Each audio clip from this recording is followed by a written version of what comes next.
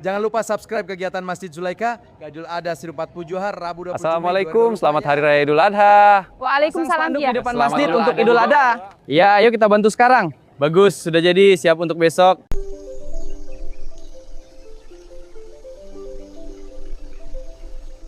Pasang spanduk di depan masjid untuk Idul Adha. Ya, ayo kita bantu sekarang. Bagus, sudah jadi, siap untuk besok. Bulan bahkan matahari, hatinya yang suci serta akal sehatnya tak dapat menerima atau menyembah selain pencipta segala sesuatu. Ia menemukan Tuhannya berkali-kali. Ia diuji dengan dilemparkan ke dalam api yang menyala-nyala karena menghancurkan berhala kaumnya. Namun ia tidak gentar, imannya kepada Allah begitu kuat hingga atas pertolongan Allah Subhanahu wa taala datang saat diperintah oleh Allah Subhanahu wa taala untuk menyembelih putra kesayangannya, yaitu Nabi Ismail alaihi salam, buah hati yang telah lama dinantikan. Sebuah perintah yang melampaui logika manusia. Tidak sedikit pun ragu, ia tunduk sepenuhnya pada kehendak Allah. Nabi Ismail pun dengan keimanan yang sama kokohnya menyerahkan diri pada kehendak Allah Subhanahu wa taala. Inilah salah satu pelajaran teragung tentang tauhid dan ketundukan total Islam kepada Allah. Itu sampai pada umur sanggup berusaha. Hei anakku, sesungguhnya akan pikirkanlah apa pendapatmu. Ia menjawab, hei bapakku, kerjakanlah apa yang diperintahkan. Ayat ini menggambarkan dialog yang sangat mengharukan, puncak dari keimanan dan ketundukan baik Nabi Ibrahim alaihissalam maupun Nabi Ismail alaihissalam. Keduanya telah mencapai tingkatan iman yang sempurna, iman yang mengalahkan hawa nafsu, cinta dunia, dan naluri kemanusiaan. Mereka yakin bahwa setiap perintah Allah adalah kebaikan meskipun terasa berat. Kadang berolok di nilai-nilai luhur, membutuhkan ibadah terhadap materi, jabatan atau kualitas semu. Iman yang menjadikan Allah Subhanahu wa taala sebagai satu-satunya sandaran dan tujuan hidup. Itu atas yang disebut dari raya korban. Nabi tunggal penyembelihan hewan lalu dibagi-bagikan. Hakikat korban jauh lebih dalam, yaitu pengorbanan yang tulus dan ikhlas demi meraih ridha Allah Subhanahu wa taala.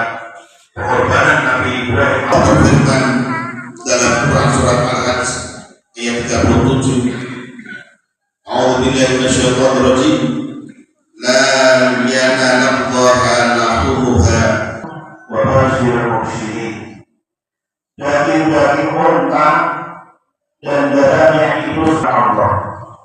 Tetapi ketakwaan dari umat yang dapat mencapainya, menentukannya untuk kamu supaya kamu mengadukan Allah terhadap hidayahnya kepada kamu dan memberikan kabar gembira yang sampai kepada Allah Subhanahu wa taala bukanlah daging atau darah semata, melainkan esensi dibaliknya yaitu ketakwaan, keikhlasan, dan kesediaan berkorban.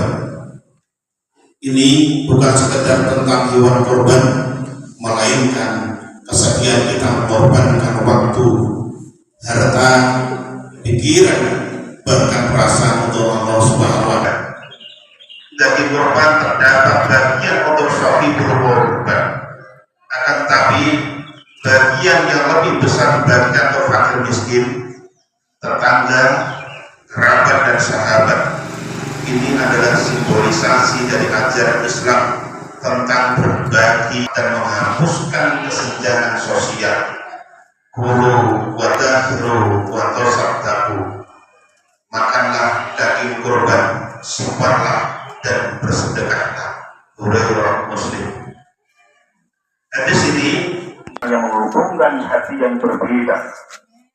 Ketika kita melihat sesama dalam kesulitan, ketika bencana melanda, ketika kemiskinan merajalela, semangat Idul Adha mengajar kita untuk mengulurkan tangan, saling membantu tanpa memandang dari latar belakang, untuk selalu gotong royong, zakat, infak, sedekah, dan dengan topi Islam lainnya harus tentu digerakkan untuk mewujudkan masyarakat yang adil, makmur, dan berkeadaban dengan kepedulian keluarga besar Indonesia yang saling jaga dan menguatkan Islam.